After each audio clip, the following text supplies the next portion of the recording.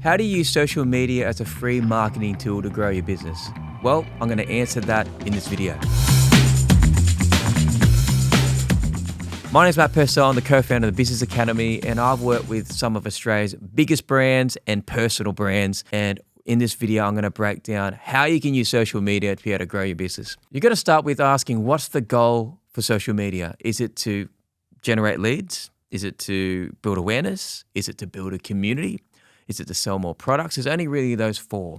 You got to start with the strategy because it's like building a house, right? If you want to build a multi-million-dollar house and you got a multi-million-dollar budget, that blueprint's going to look different if you're going to have a project home. So you've got to articulate, well, if it's building awareness because not many people know my brand, then we're going to start there.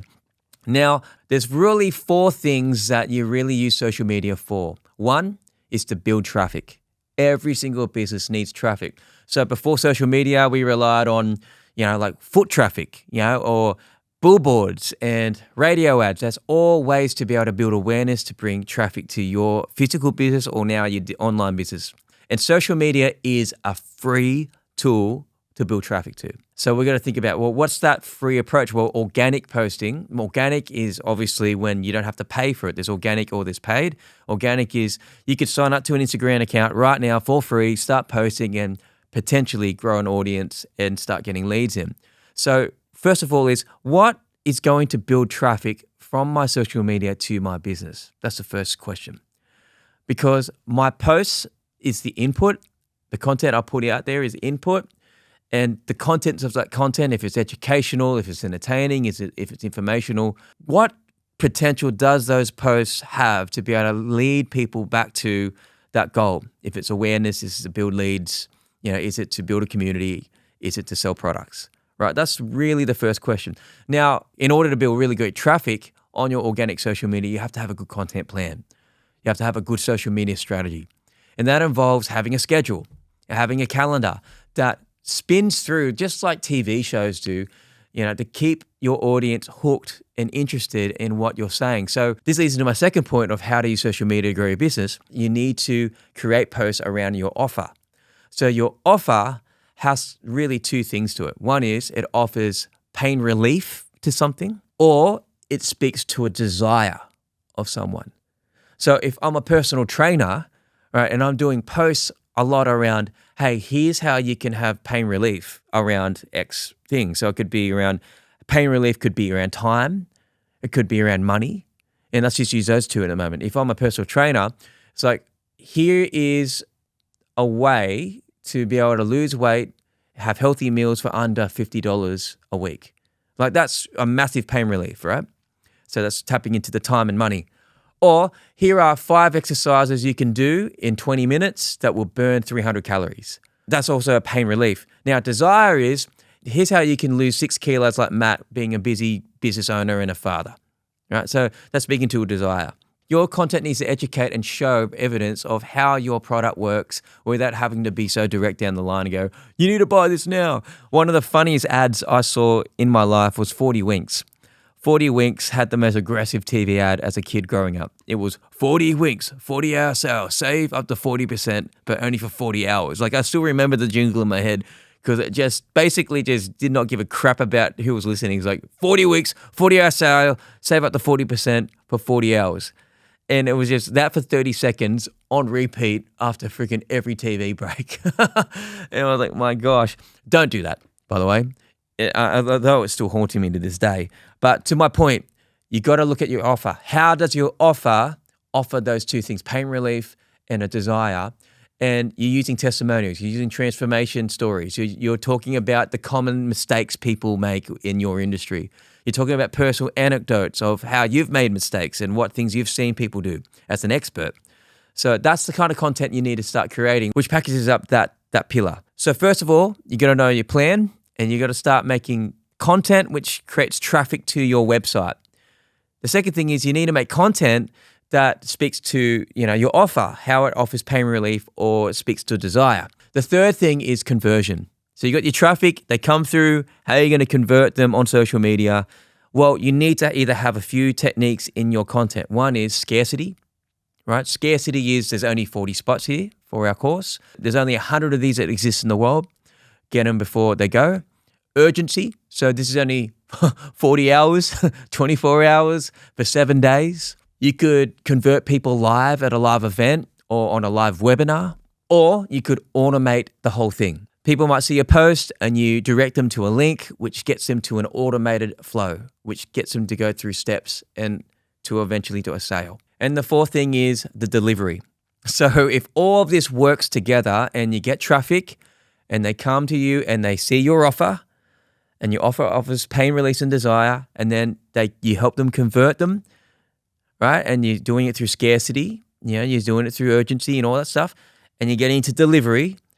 The delivery is usually a done with you or done for you, or a product has to be able to be good. That's basically what I'm saying. Like, good marketing makes bad products fail real fast, right? So you got to make sure that whatever you're promising out there, you can actually do.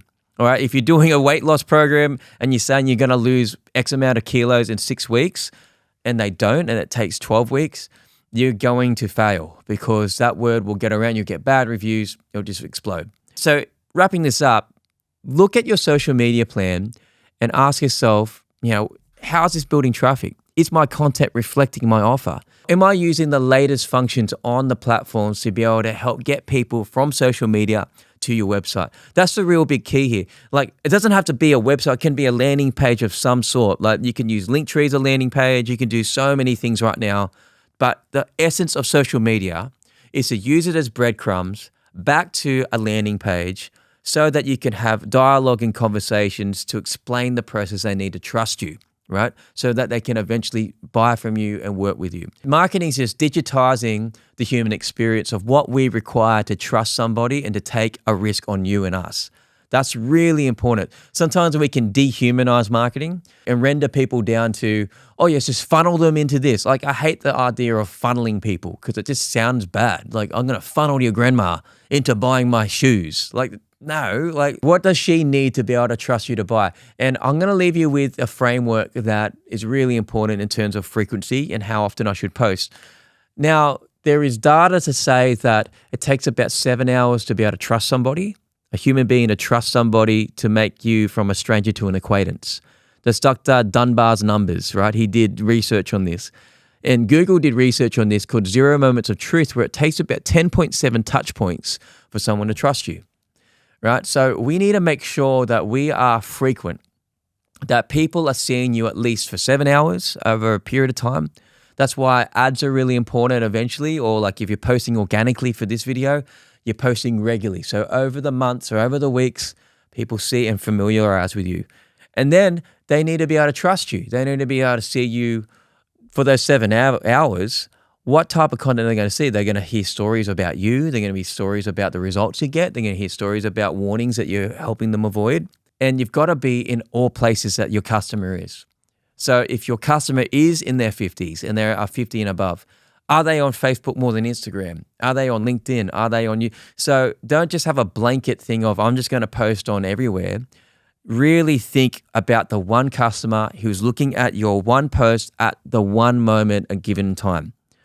Break it down really simply to that. I think so many people, they post something and just think everyone sees it. Let's just not universalize everything. Let's go back down and double tap on the one. And where does Margaret live? I'm going to call her Margaret. Where does she live? And what time does she go to bed? And we can make an avatar around that. Here's the thing. You might have one primary platform that you focus most of your energy on. And that could be, for argument's sake, Facebook. And you're putting all your effort, most of your effort into Facebook. Where are the secondary platforms this person could be on? So you might transfer some of that content onto other platforms. But there might be things where YouTube isn't one of those things. The data might not say they watch videos, they read more. So don't feel bad that you're not going to be on 700 platforms at once, but at least pick your primary, which is I reckon 2. And generally speaking, on HubSpot data, the biggest ROI on marketing platforms right now is Facebook and Instagram, followed by YouTube, then followed by LinkedIn. So that's the latest data. So I recommend you think about that. Think about the 4 pillars: traffic, conversion, offer, and delivery. Put that alongside your current organic social media plan. And if you want more information about how to make your own social media plan and not just have a project home, that looks like everyone else, reach out to me, DM me, and I'd love to chat to you. Let's have a discussion. If you found this interesting and helpful, make sure you hit subscribe down the bottom, hit that bell button, because we're going to be releasing a lot more how-tos on how to make your business a success. See you next time.